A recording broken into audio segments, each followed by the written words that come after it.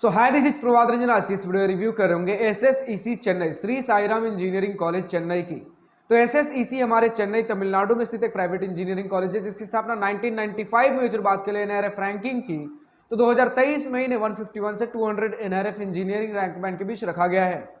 हर college review कर आज की इस वीडियो में भी सबसे पहले इंटरनेट पर जितना भी डेटा अवेलेबल है like placements, admission process, cut off, fee structure बहुत क्विकली डिस्कस करने के बाद आराम से इत्मीनान से college and hostel life discuss कर रहे होंगे। तो स्टार्ट कर ले प्लेसमेंट के साथ। तुम्हारे पास एनआरएफ 2024 का डेटा है जो एसएसईसी ने एनआरएफ के पास सबमिट किया।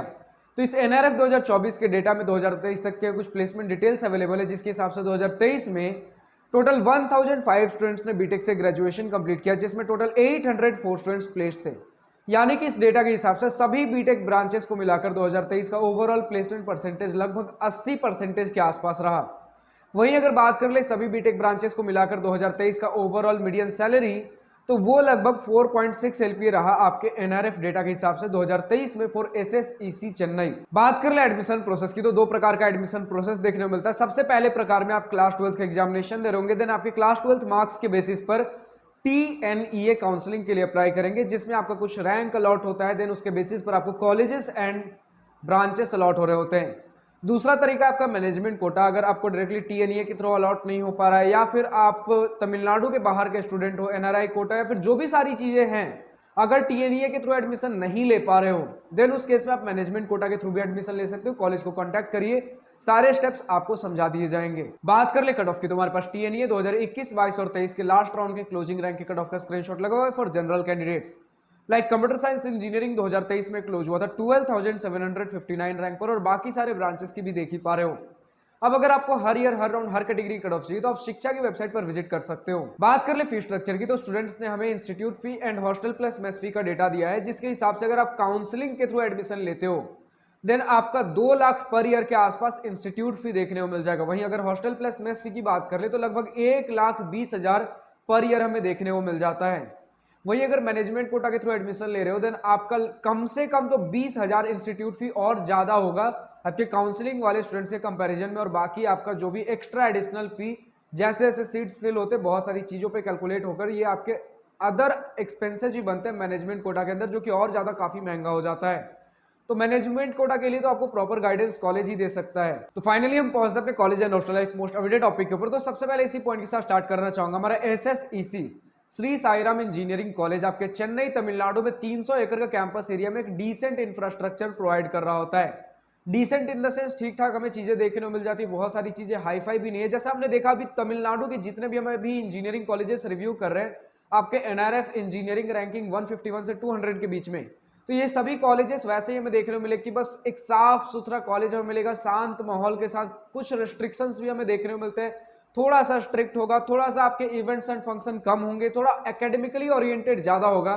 तो सेम सारी चीजें हमें देखने को मिलते हैं आपके एसएसईसी में भी, जिसमें बताया जा रहा है कि इवेंट्स एंड फंक्शन होते हैं। बाकी सारे आपके जैसे हमने इन जनरल तौर पे डिस्कस कर लिया, तमिलनाडु के कुछ कॉलेजेस 151 से 200 एनआरएफ इंजीनियरिंग रैंक वाले, तो उनसे उतना ज्यादा मतलब ऐसा नहीं कि इवेंट्स एंड फंक्शन बिल्कुल भी नहीं होते। आपके कुछ ना कुछ टेक्निकल कल्चरल इवेंट्स होते हैं, स्पोर्ट्स इवेंट्स होते हैं, लेकिन बहुत ज्यादा बढ़ चढ़ कर नहीं होता। ऐसा होता है कि हाँ ठीक ठाक है, कुछ ना कुछ कॉलेज लाइफ मिल जा रहा होगा, इसी प्रकार की चीजें चल रही होती हैं। अब अगर इसी के साथ बात कर ले स्पोर्ट्स में, आपके पास आउटडोर एंड इंडोर बहुत सारी चीजें देखने को मिल जाती हैं। जितने भी मेजर स्पोर्ट्स फैसिलिटी है प्लस सब कुछ मीडियम लेवल के भी, तो इतना ज्यादा वैरायटी हमें स्पोर्ट्स में देखने को मिलता है। लेकिन जितना एकेडमिक पे फोकस करते हैं उतना ज्यादा स्पोर्ट्स में हमें देखने को नहीं मिलता। और स्पोर्ट्स से भी थोड़ा सा नीचे आ जाइए तो हमें टेक्निकल एंड कल्चरल वाली चीजें देखने को मिलती है। तो ये आपका एक बोल सकते हो प्रायोरिटी हो गया, इंस्टीट्यूट का प्रायोरिटी किस तरफ से है। जैसा हमने देखा कि आपके तमिलनाडु कुछ इस प्रकार के कॉलेजेस की अगर हम बात कर ले सिमिलरली की, तो इनका कुछ फोकस ऐसा कि कॉलेज में आए हो पढ़ने के लिए तो कॉलेज में सिर्फ और सिर्फ पढ़ाई होगी, लेकिन स्पोर्ट्स भी एक पर्सन के लिए जरूरी है, तो स्पोर्ट्स का भी कुछ हम टाइम एलोकेट करेंगे। और इसी के साथ अगर कॉलेज आए तो थोड़ा कॉलेज लाइफ भी चाहिए, तो थोड़ा बहुत मतलब एक नाम के लिए बोल सकते हो जिसमें हम कुछ ना कुछ इवेंट्स करा देंगे। बड़े जो मेजर इवेंट्स होते हैं आपके एनुअल इवेंट्स, लाइक आपका टेक्निकल कल्चरल इवेंट्स, ये सारी चीजें हो गई, ये आपके बहुत टॉप कॉलेजेस के लेवल पर तो नहीं, लेकिन हाँ ठीक ठाक लेवल पर करा देंगे। लेकिन बाकी जो छोटे बड़े इवेंट्स हो गए इनके नाम पर वर्कशॉप, सिंपोजियम, यही सारी चीजें हो रही होती हैं।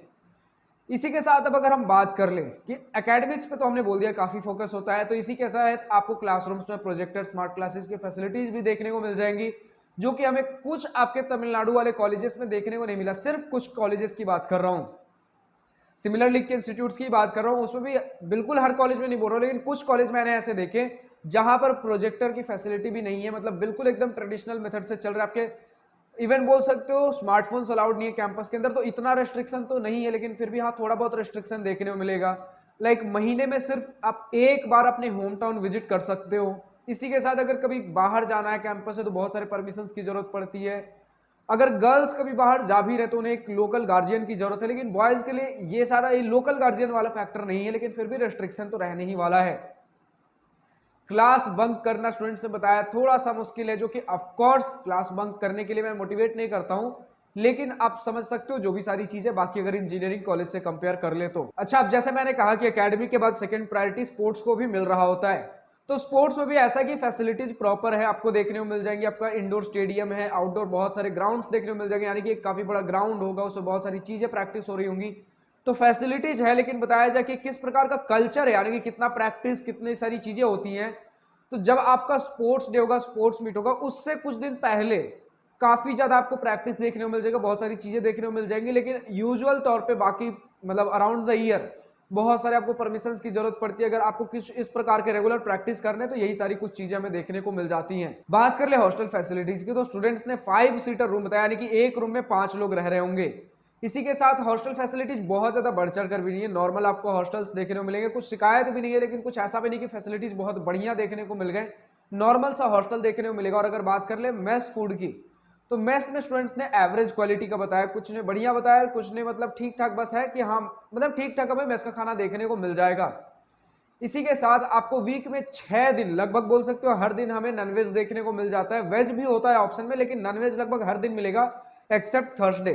थर्सडे को सिर्फ प्योर वेज देखने को मिलेगा, बाकी आपका बाकी सारे कॉलेजेस कंपैरिजन में नॉनवेज का ऑप्शन ज्यादा देखने को मिल जा रहा होता है। बात कर ले स्टूडेंट एक्टिविटीज सोसाइटीज क्लब्स की, तो डिसेंट नंबर में आपको technical cultural and social clubs देखने को मिल जाएंगे, यानी कि ओवरऑल एक पर्सनैलिटी डेवलपमेंट पे हमारा इंस्टीट्यूट ज्यादा फोकस करता है, चाहे आपके इवेंट्स की मदद से हो जाए, चाहे आपके फेस्ट की मदद से, या फिर आपके स्टूडेंट एक्टिविटीज, या फिर एकेडमिक्स। ओवरऑल इन सभी से आपका एक पर्सनैलिटी ओरिएंटेड चीजें ज्यादा होती है, जिससे एक ओवरऑल पर्सनैलिटी डेवलप हो सके, बजाय कि थोड़ा सा स्टूडेंट में फन इंजॉयमेंट वाली चीजें भी थोड़ी बहुत होती है, लेकिन ज्यादातर ट्राई किया जाता है थोड़ा एकेडमिक्स हो जाए, थोड़ा स्पोर्ट्स हो जाए, क्योंकि स्पोर्ट्स को भी इस तरीके से लेकर चलते हैं कि अगर स्पोर्ट्स में कुछ चीजें करते हो तो थोड़ा सा ओवरऑल आपका हेल्थ में डेवलपमेंट बोल सकते हो, ओवरऑल पर्सनालिटी में डेवलपमेंट बोल सकते हो, तो स्पोर्ट्स भी एक तरीके से बोल सकते हो एक पॉजिटिव, एक फ्रूटफुल पर्पज से ही कराया जा रहा होता है। इसी प्रकार से चीजें होती है, लेकिन सिर्फ और सिर्फ स्पोर्ट्स ना हो जाए, इसलिए कहीं ज्यादा प्रायोरिटी आपके एकेडमिक्स को भी दिया जा रहा होता है।